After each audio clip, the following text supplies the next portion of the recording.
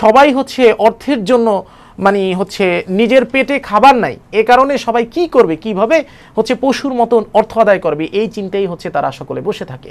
তো এটা আমি অবশ্যই আপনার সাথে একমত, এবং আমারও ইচ্ছা, আমি এটা আহ্বান জানাই আমার স্থান থেকে যে আমাদের সরকারের উচিত নিজেদের থেকে এরকম কোনো একটা ব্যবস্থা করা। দেখুন ভাই, ধরেন আমার ব্যাংকে 2 কোটি টাকা আছে সাপোজ, তো আমি আমার লাইফে আমার যতটুকু দরকার, আমি দৈনন্দিন জীবনে যতটুকু খরচ করতেছি না করতেছি, আমার যে ব্যাংকে এই 2 কোটি টাকা জমা রইলো, এটা তো আমার সরকার অবশ্যই জানে, এটা তো সম্পূর্ণভাবে লিস্টেড, তাই না, আমার এনআইডি কার্ডে লিস্টেড।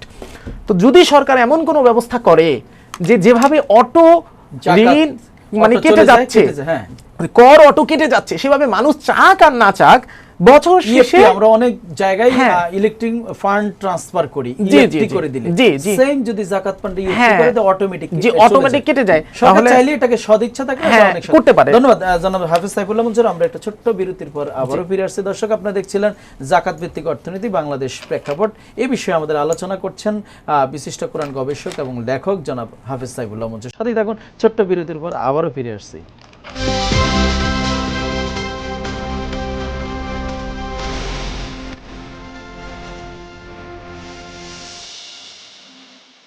দর্শক, ছোট্ট বিজ্ঞাপন এর পর আবারও ফিরে আসলাম। রাষ্ট্রচিন্তার আজকের আয়োজন জাকাত ভিত্তিক অর্থনীতি বাংলাদেশ প্রেক্ষাপট। আমাদের সাথে কথা বলছিলেন বিশিষ্ট কোরআন গবেষক ও লেখক জনাব হাফিজ সাইফুল্লাহ মনসুর।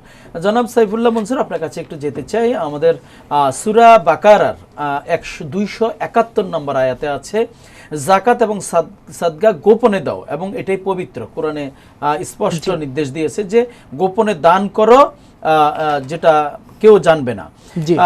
বাট আমরা এখন যে জাকাত দিচ্ছি, যে কথাটা বললাম যে আমরা জাকাত দিচ্ছি, জানিয়ে দিচ্ছি মানুষকে, প্রচার উদ্দেশ্যে দিচ্ছি, আমি দানশীল সেটা প্রচারের জন্য দিচ্ছি। প্রকৃত অর্থে যে 271 নম্বরে যে আয়াতে বাকারাতে যে নির্দেশ দেওয়া আছে, যেটা কি পরিপূর্ণভাবে পালিত হয় বা পালন হয় বলে আপনি মনে করছেন? বা যদি না হয়ে থাকে আমাদের তাদের উদ্দেশ্যে বলুন, যারা এটাকে প্রচারের উদ্দেশ্যে দেয় তাদের বিষয়ে আপনি। দেখুন, আমার এখানে ফার্স্ট বক্তব্য হচ্ছে, আমি কোরআন নিয়ে গবেষণা করি।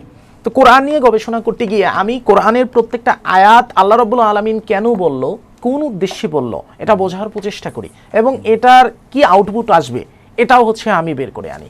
আপনার যে আয়াতটির কথা আপনি বললেন, এখানে আল্লাহ রাব্বুল আলামিন ডিরেক্টলি বলছে গোপনে দিতে। তো আমার প্রশ্ন হচ্ছে আপনার কাছে, যে আপনি যদি সত্যিকার অর্থে গোপনেই দিতে চান, তাহলে আপনি এই যে লুঙ্গি, থ্রি পিস এগুলো কিনে যখন দিবেন, এটা তো কখনো গোপন হবে না, এটা অবশ্যই মানুষ দেখবে। আল্লাহ রাব্বুল আলামিন নিজে তার বান্দাকে সৃষ্টি করছেন, তৈরি করেছেন, তার নিজের হাত দিয়ে আদম আলাইহিস সালামকে তৈরি করেছেন, এবং তার ভিতর রূহ ফুঁকি দিয়েছেন। ওয়ানাফাখতু ফীহি মির রূহি ফাকাউ লাহু সাজিদিন, আমি আদমকে আমার রূহ থেকে রূহ ফুঁকি দিলাম, সূরা হিজরের 29 নম্বর আয়াত। তাহলে আমার কথা হচ্ছে, আল্লাহ রাব্বুল আলামিন তো ভালো মতোই জানেন যে আমি যে আদম তৈরি করলাম, যার ভিতর আমি রূহ ফুঁকি দিলাম, তার সমস্যাটা আলটিমেট কোথায়, তার কোন জায়গায় সমস্যা, সে কি চাইবে কি চাইবে না, এটা তো বাস্তবিক অর্থে আল্লাহ রাব্বুল আলামিন ভালো মতো জানেন। তো আল্লাহ রাব্বুল আলামিন এজন্য বলেছেন যে তোমরা লোক দেখানো ইবাদত করো না বা রিয়া করো না। আপনি আমাকে প্রশ্ন করলেন যে আসলে কি এটা বাস্তবিক অর্থে লোক দেখানো, মানে এটা কি সঠিকভাবে আদায় হচ্ছে? আমার দৃষ্টিতে আমি বলতে পারি যে এটা সম্পূর্ণই একটা রিয়া বা লোক দেখানো ইবাদত হচ্ছে। কারণ এটা যদি সঠিকভাবে আদায় হতো রে ভাই, তাহলে আমাদের সমাজের অবস্থা এরকম থাকতোই না। রাসূল করিম সাল্লাল্লাহু আলাইহি ওয়াসাল্লাম বিদায় হজের ভাষণে বললেন, আল-ইয়াউমা আকমালতু লাকুম দীনাকুম ওয়া আতমামতু আলাইকুম নিআমাতি ওয়া রাদিতু লাকুমুল ইসলামা দীনা, আমি তোমাদের জন্য ইসলামকে পরিপূর্ণ জীবন ব্যবস্থা হিসেবে আমি এটা প্রতিষ্ঠিত করে গেলাম। তো রাসূলুল্লাহ সাল্লাল্লাহু আলাইহি ওয়াসাল্লামের সময় আপনি দেখেন, সে যেভাবে জাকাত ফান্ড গঠন করে সে যেভাবে জাকাত দিত, সেই জাকাত প্রাপ্ত হবার পর মদিনায় কিন্তু তখনকার সময়ে আপনার হতদরিদ্রের সংখ্যা নাই বললেই ছিল, অর্থাৎ নাই। এবং তারা সকলে এক একজন ইসলামের এমন যোদ্ধা হয়েছিল, যার কারণে ইসলাম হযরত ওমর রাদিয়াল্লাহু তাআলা আনহুর সময় অর্ধ জাহান সম্পূর্ণরূপে শাসন করত, বিজয় করত। কিন্তু আজকে আপনি দেখেন আমাদের ইসলাম কোথায়, আমাদের সেই চেতনা কোথায়? আমরা ইসলামের প্রত্যেকটা আইন যদি মান্য করার মতো মান্য করতাম, তাহলে আমরা অর্ধ পৃথিবী না, আমরা সম্পূর্ণ পৃথিবী শাসন করতে পারতাম। কিন্তু সেখানে আমাদের ইসলাম আজকে কোথায়? শুধুমাত্র অথচ দেখেন আপনি ভাই, আমি আপনাকে একটা কথা দর্শকদের উদ্দেশ্যে বলতে চাই, সেটা হচ্ছে যে আল্লাহ বলতেছেন আকিমুস সালাহ, নামাজ কায়েম করো। তো আপনি দেখেন আমাদের বাংলাদেশে এত পরিমাণ মসজিদের এই দেশে কি পরিমাণ মানুষ নামাজ কায়েম করে? অবশ্যই করে, হিউজ অ্যামাউন্টের মানুষ কিন্তু 5 ওয়াক্ত নামাজ পড়ে না? পড়ে তো অবশ্যই। এত নামাজ পড়ার পরও কেন আমাদের এই বাংলাদেশে এত পরিমাণ রেপ হয়?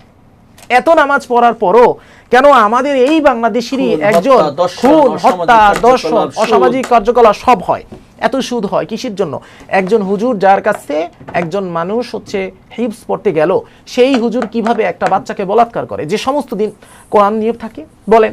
এছাড়া একজন হুজুর যার উপর মানুষ হচ্ছে আপনার সব থেকে বেশি ভরসা করে, সে মক্তবে বসে কিভাবে হচ্ছে একটা ছোট বাচ্চাকে রেপ করে। যদি নামাজ সঠিকভাবে কায়েম হতো রে ভাই, তাহলে কিন্তু আজকে এরকম কিছু হতো না।